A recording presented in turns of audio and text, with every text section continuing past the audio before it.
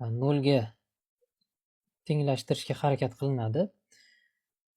Shuning uchun 3 ta bosqich bilan chaqmoqni energiyasini deyarli yo'q qilinadi. Ya'ni tavsiya berilishi bo'yicha 3 ta bosqich bilan o'tganda eng o'sha yuqori energiyalardan boshlab o'rta energiyasini ham va eng kichik energiyasini ham yerga o'tkazib yuborish orqali xavfsiz darajaga tushiriladi kuchlanish. Shu orqali biz ishlatadigan barcha qurilmalarimizni ehtiyot chorasida saqlab qolamiz. E'tibor beramiz, birinchi toifa T1 uzipimiz 90% energiyani o'z ichiga olar ekan va yerga o'tkazib beradi. Ikkinchi toifadagi uzipimiz 9% atrofida energiyani o'z ichiga oladi va yerga o'tkazib beradi. Uchinchi toifamiz 1% gina energiyani o'ziga zarbani qabul qilib yerga o'tkazib yuboradi. Shunda mana kuchlanishlar bo'yicha grafikka qaraydigan bo'lsak, birinchi toifa eng yuqori impuls energiyali tokni yerga o'tkazadi, ikkinchisi o'rta miyoni bo'ladi, u ham yerga o'tkazadi. Ya'ni e'tibor bersak, sinusoidani bu uchi, qolgani chizilmagan, shunchaki eng muhim joyini ko'rsatilgan.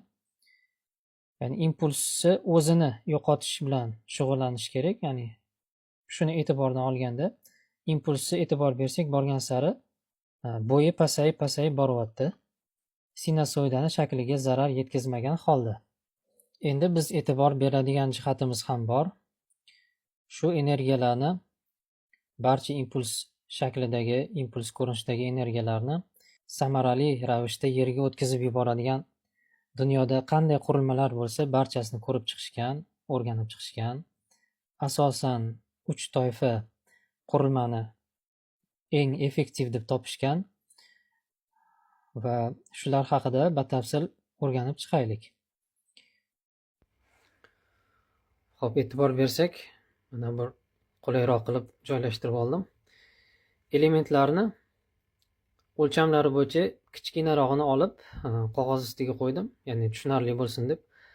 Aslida uzip ichida bu elementlar ancha kattaroq o'lchamda bo'lgan elementlar o'rnatiladi. Ya'ni quvvati yuqori bo'lgan elementlar o'rnatiladi. Xo'p. Dunyoda ma'lum bo'lishicha, yuqori tezlikka ega bo'lgan, impulsga dosh beradigan qurilmalardan asosan shu hozircha 4 xilini o'zim topdim. Endi boshqalari, yangi chiqqanlari yana bordir. Masalan, GMO degan yangi ko'rinishdagi chiqqani ham bor ekan. Gibrid ko'rinishi. Bu haqida hozir tafsilotga kirishmayman. Mavjud bo'lgan va aktiv holatda o'rnatilib kelinayotgan elementlar haqida gaplashamiz. Birinchi bo'lib suppressordan boshlaylik. Suppressor eng tez element hisoblanadi. Tezligi shu darajada yuqoriki, hattoki nanosekundni nechidir bo'lagi darajada, rekord darajada tezlik ko'rsata oladi. Lekin biza 1 nanosekund deb olaveraylik.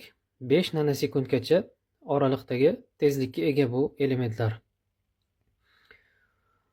Ammo suppressorlar uziplarda ish bermaydi, chunki uziplarda juda yuqori energiyani o'tkazish kerak yerga. Suppressorlarni kommutatsion toklari 100-200, nari borsa 300 amper bo'lishi mumkin. Bu kamlik qiladi albatta. Shu sababidan ham va ikkinchi sababi, agar kiloamperlarni yerga o'tkazish kerak bo'ladigan bo'lsa, unda suppressorlarni razmeri, ya'ni o'lchamlari ancha katta bo'ladi va tabiiyki narx-navosi ham juda yuqori bo'ladi. Shu sababdan chetlatildi uzip qurilmalariga o'rnatishdan. Ammo suppressorlarning o'z o'rni bor, hali ham foydalanib kelinadi. Telekommunikatsion vositalar, Wi-Fi routerlar, modemlar, aloqa vositalarida, qolaversa materinskiy platalar va shu kabi qurilmalarda past energiyali chaqnash sodir bo'lishi mumkin bo'lgan joylarda odam kiyimidan yoki badanidan o'tishi mumkin bo'lgan statik impulslarni so'ndirishga quvvati yetgani uchun va qolaversa impuls blok pitonlarida ham foydalaniladi. Ammo uziplarda asosan energiyasi yuqori bo'lgan elementlardan foydalanish kerak bo'ladi. Masalan, varistor va gaz razryad trubkasidan. Keling, bular bilan batafsil tanishib chiqamiz. Suppressor parametrlari bilan tanishib chiqdik. Endi varistor. Xo'p, varistor bu rux oksidini shayba ko'rinishda bir-biriga jipslashtirib, maxsus o'sha pechlarda yopishtirib olinadi, tayyorlab olinadi. Bittasini olib ko'rsatadigan bo'lsak, xo'p, uni inglizcha adabiyotlarda uchratadigan bo'lsak, MOV degan yozuv bilan ko'rishimiz mumkin bo'ladi. MOV ya'ni metal oksid varistor deb nomlanadi. Tezligi juda yaxshi natija beradi. Uziplarga kerak bo'lgan natija yetarli bunda. 20 nanosekund va 50 nanosekundgacha oraliqda tezligi juda yaxshi hisoblanadi. Yuqori kuchlanish kelganda varistor shaybalari ichida qarshilik birdaniga tushib ketadi va shu orqali o'zidan o'tayotgan toklar 10-20 kiloamperni ham tashkil qiladi. Bu yaxshi natija hisoblanadi. Ammo varistorlar qizib ketgani, ya'ni ishlash jarayonida o'zidan katta tok oqib o'tish jarayonida yoki sizish, ya'ni o'techka bo'ladigan holatda shaybalari qiziydi.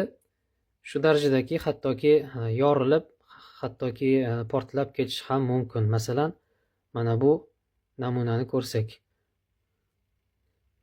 Bu tag'in ham yaxshiroq holatda saqlanib qolgan.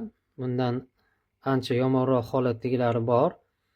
Qorayib, plonkalari ochilib qoladigan darajada holatlarni ko'rganmiz. Bu boshida avvalda aytganimdek kichkina namunalarni sizga ko'rsatdim. Aslida uzip ichida ancha kattaroq o'lchamda bo'ladi bu elementlar. Endi tasavvur qilavering, bundan ancha kattaroq aynan uzipda o'rnatilgan mana bunday diskda bo'ladi. U yorilsa, u portlasa qanday bir holat ekanligini tasavvur qilsak ham bo'ladi. Xo'p, varistorlar chegaralovchi qurilmalar kategoriyasiga kiradi. Kommutatsion kategoriyaga kirmaydi. Ya'ni baribir bunda qarshilik bo'ladi qanchadir. Absolyut holatda 0 qarshilik va beto'xtov va juda katta amperlarni o'tkaza oladi deb ayta olmaymiz. Shu sababidan ham chegaralovchi qurilmalar toifasiga kiradi. Keyingi qurilmamiz gazorazryad trubkasi. Ko'rinishi, shakli har xil bo'ladi.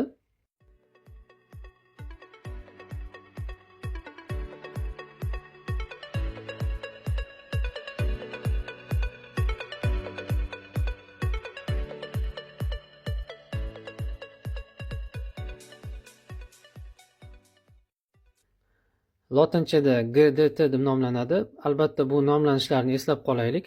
TVS diod, MOV, GDT. TVS diodlar uzip ichida o'rnatilmaydi.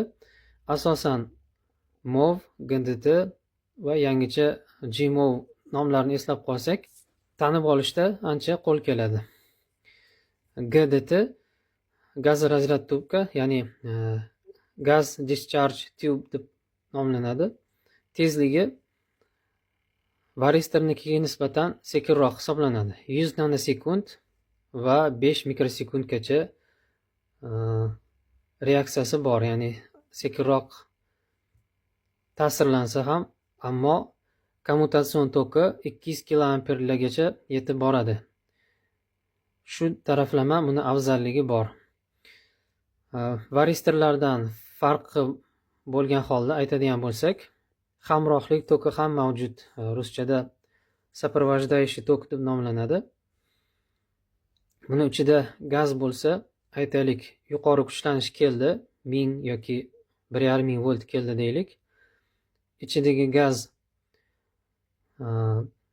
chaqnaydi, ya'ni gaz orqali bilamiz, eshitganmiz, plazmadan tok o'tish juda oson, ya'ni plazma holatdagi gazdan tok o'tish juda yaxshi hisoblanadi va shu sababidan o'tayotgan paytda yoy, ya'ni duga hosil bo'ladi. Ana shu duga o'chmay turadi. Impuls keldi, duga hosil bo'ldi, impulsni yerga o'tkazdi. Impuls yerga o'tkazgandan keyin ham duga o'z holatini saqlab turadi.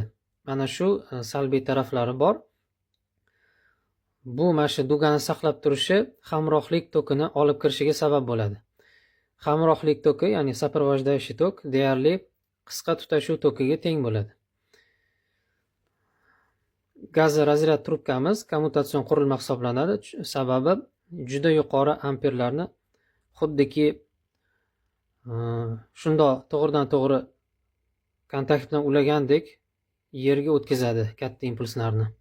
Ya'ni amper imkoniyatlari juda yuqori hisoblanadi. Bu albatta o'ziga xos afzallikni beradi. JMO degan yangicha qurilma ham chiqqan, ammo u haqida ma'lumotlarim kam. Bilishimcha bu gibrid qurilma. Varistor bilan gazorazryad trubkasini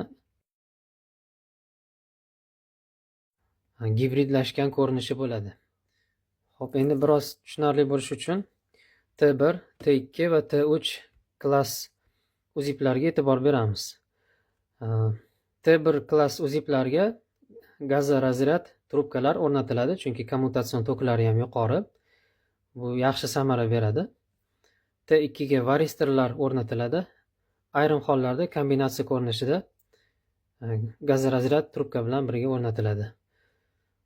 T3 kategoriyada ham xuddi shunday, faqat quvvati pastroq varistor va quvvati pastroq gazorazryad trubkalari o'rnatilishi mumkin kombinatsiya ko'rinishida.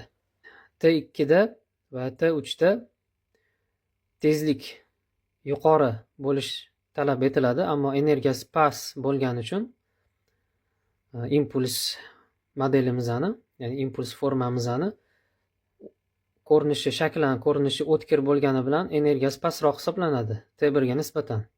Shuning uchun varistorlar juda shunga mos keladi. T3 ham xuddi shu. Energiyasi yana ham kamroq bo'ladi. Ammo energiya eng yuqori bo'lgan joy chaqmoq bevosita to'g'ridan to'g'ri zarba beradigan joylarda, yashin qaytargich mavjud bo'lgan joylarda, katta metallik predmetlar yerlashtirilgan holdagi katta predmetlar bor joyda T1 kategoriyasidagi uziplar qo'yish tavsiya beriladi. Va nihoyat buni ichini ochib ko'rish vaqti keldi. Hozir biz buni ichini ochib ko'ramiz. Bir narsani ta'kidlab o'tish kerak. Uziplar monoblok ko'rinishda bo'ladi, yaxlit ko'rinishda bo'ladi. Nima uchun unday yasalinadi? Kuyib qolganida yaxlit almashtirib yuborish uchun. Bular kartrij ko'rinishda, boshqacha aytadigan bo'lsak, kasseta ko'rinishida. Hozir mana shunday bir alohida bir kartrij ko'rinishda ishlab chiqarilgan. Nima maqsadda? Bazasi doim joyida turadi. Faqat kartrij almashadi. Kartrij alohida sotib olinadigan jihoz hisoblanadi shunda. Xo'p, endi buni ichini ochishga va ko'rishga harakat qilamiz.